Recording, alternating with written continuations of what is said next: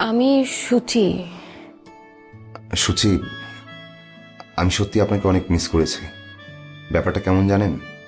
একটা মানুষ প্রেম করার পর ছেঁকা গেলে যেমন কষ্ট পায়, আমার না এরকম কষ্ট হচ্ছিল। আমিও। আমি জানি, আমি রিয়ার কাছে সব শুনেছি।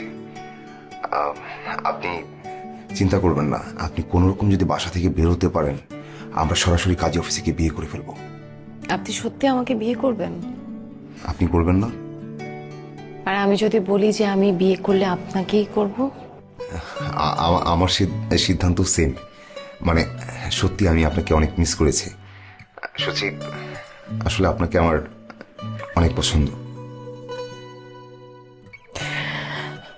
আচ্ছা, আমি এখন রাখি, বেশিক্ষণ কথা বলতে পারবো না। আহ, পরে কথা বলবো, হ্যাঁ?